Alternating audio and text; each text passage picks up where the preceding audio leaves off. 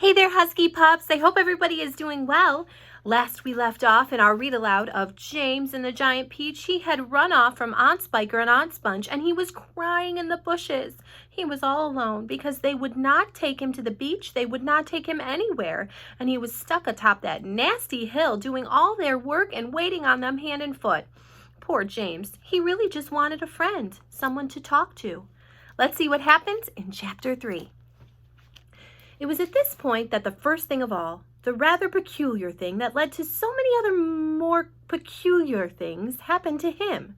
For suddenly, just beyond him, James heard a rustling of leaves, and he turned around and he saw an old man. Oh my! In a crazy dark green suit emerging from the bushes. He was a very small old man, but he had a huge bald head and a face that was covered all over with bristly black whiskers. He stopped when he was about 3 yards away, and he stood there, leaning on his stick and staring at James. Here's that man. What would you do if you spotted that man? He looks like he's a little scary, but let's see what happens and why things are so peculiar after he meets him.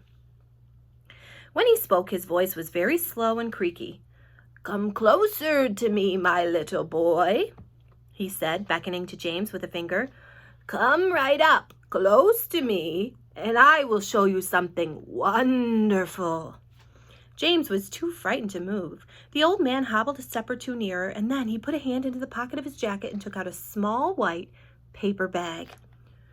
"You see this?" he whispered, waving the bag gently to and fro in front of James's face. "You know what this is, my dear? You know what's inside this little bag?"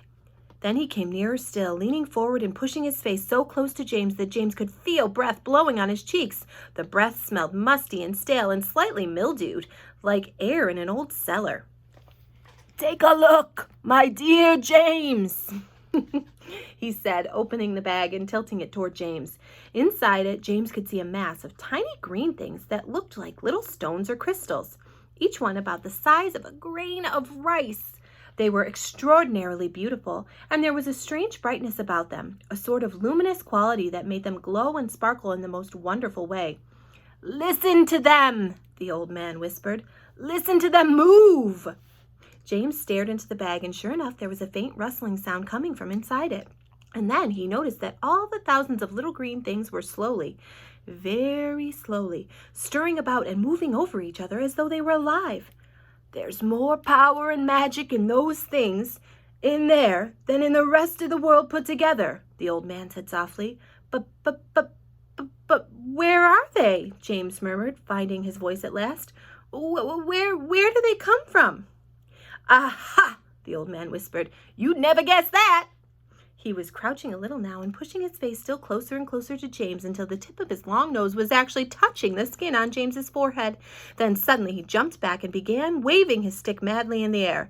"Crocodile tongues! Crocodile tongues!" he cried. 1,000 long, slimy crocodile tongues boiled up in the skull of a dead witch for 20 days and nights, with the eyeballs of a lizard, and the fingers of a young monkey, the gizzard of a pig, the beak of a green parrot, the juice of a porcupine, and 3 spoonfuls of sugar.